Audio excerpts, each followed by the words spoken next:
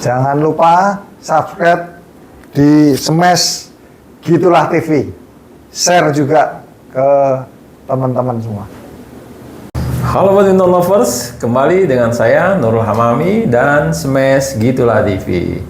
Bagaimana kabarnya? Mudah-mudahan semua dalam keadaan sehat, walafiat, dan juga tetap bisa melaksanakan kegiatan atau agenda masing-masing sebagaimana biasanya. Badminton lovers, saya dan kru Gitulah TV mengucapkan selamat tahun baru 2025. Semoga di tahun yang baru ini kita semakin bersemangat, semakin bermotivasi untuk menghasilkan karya-karya terbaik kita, dan tentu saja semoga kita semua dalam keadaan sehat walafiat. Nah, badminton lovers, di tahun yang baru ini juga ada sesuatu yang baru di PBSI, khususnya di bidang kepelatihan Platnas PBSI yang pada akhir Desember yang lalu telah diumumkan nama-nama pelatih Platnas PBSI. Di sini beberapa nama merupakan nama-nama baru yang akan menjadi pelatih Platnas di PBSI. Nah, mudah-mudahan ada darah segar baru di kepelatihan Platnas PBSI dan juga akan menghasilkan prestasi-prestasi yang baru. Saya secara pribadi mengucapkan selamat kepada para pelatih baru, selamat bertugas dan terus bersemangat untuk menciptakan prestasi-prestasi bagi para pemain Indonesia. Dan kepada para pelatih yang sudah tidak berada di PBSI saat ini, saya juga secara pribadi dan secara institusi dari Gitulah TV mengucapkan selamat dan penghargaan yang setinggi-tingginya atas pengabdian para pelatih selama ini dan bisa menghasilkan prestasi yang juga sudah kita lihat sepanjang tahun lalu.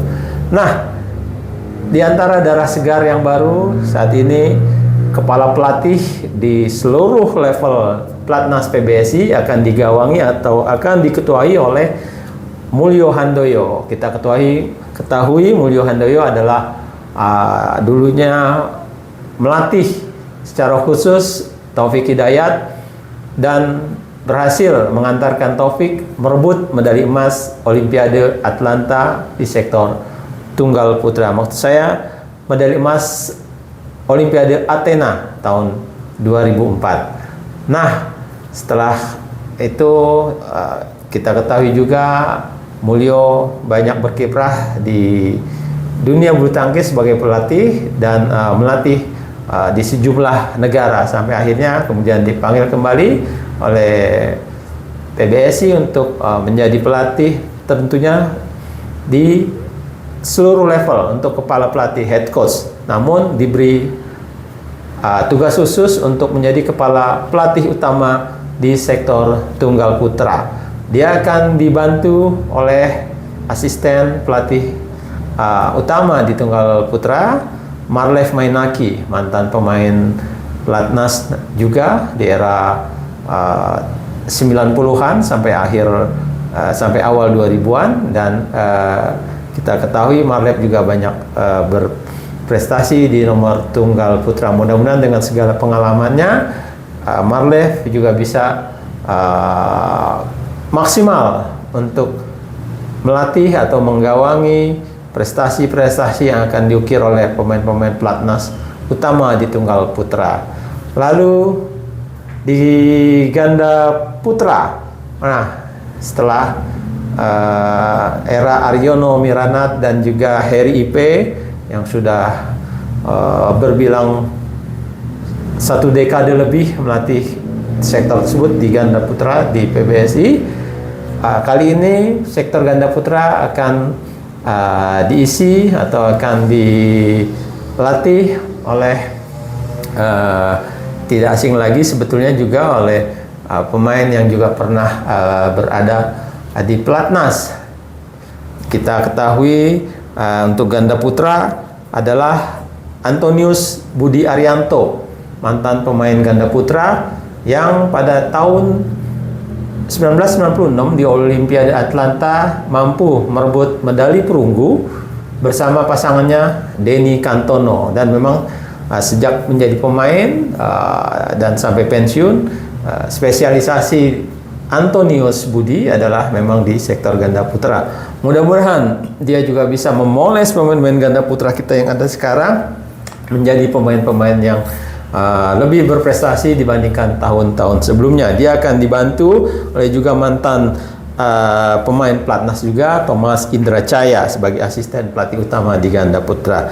Di ganda putri ini ada nama baru, Karel Mainaki, pemain yang ya memang pada era 90-an namanya tidak segemerlap saudara-saudaranya dari Mainaki bersaudara seperti Rexy Mainaki, Marleh Mainaki maupun Richard Mainaki. Karel hanya lama atau cukup dikenal berprestasi di tingkat junior sebelum kemudian dia hijrah untuk melatih di klub di Jepang sampai kemudian kembali lagi ke Indonesia. Pada 2025 ini dipercaya untuk melatih sektor ganda putra. Dia akan maksud saya sektor ganda putri, dia akan diasisteni oleh mantan pemain ganda putri yang juga pasangan Gracia Polii, yaitu Nitya Krishna Maheswari, yang mundur dari pelatnas ketika masih usia belum terlalu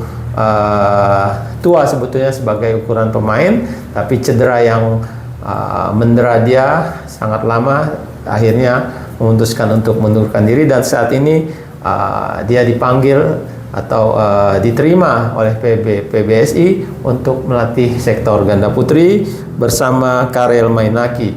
Kemudian di ganda campuran sebetulnya nama yang sudah juga tidak asing lagi, yakni Rioni Mainaki, yang sebelumnya adalah pernah menjadi kasubit pembinaan dan prestasi pelatnas, kemudian pernah juga melatih sektor tunggal putri di pelatnas, dan saat ini dipercaya untuk melatih sektor ganda campuran. Di sektor ganda campuran ini Rioni akan bersama-sama dengan Amon Sunario melatih pemain-pemain ganda campuran kita, maksud saya bukan ganda putri, di ganda campuran. Nah, itulah darah segar baru dari kepelatihan Pelatnas PBSI di kawasan Cipayung, Jakarta Timur. Mudah-mudahan mereka bisa juga membawa prestasi baru dan lebih membuat semangat pemain-pemain yang sudah berada di Pelatnas untuk lebih termotivasi, karena dengan suasana baru sistem kepelatihan dari mereka tentu saja akan bisa menambah penyegaran bagi para pemain. Dan saya setuju memang perlu ada pembenahan, perlu ada regenerasi, perlu ada sirkulasi di bidang kepelatihan, di mana mungkin pelatih-pelatih yang sudah 10 tahunan berada di Pelatnas saatnya berganti dengan pelatih-pelatih baru, sehingga mungkin ada trik-trik baru, ada strategi-strategi baru yang diberikan oleh pelatih untuk para pemain. Mudah-mudahan darah baru ini bisa membawa juga angin segar bagi dunia bulu tangkis Indonesia. Selamat bertugas pada mereka yang menjadi pelatih Pelatnas di PBSI saat ini. Jangan lupa bagi teman-teman badminton lovers, komen, subscribe yang belum subscribe, dan juga like bagi yang sudah subscribe. Salam badminton.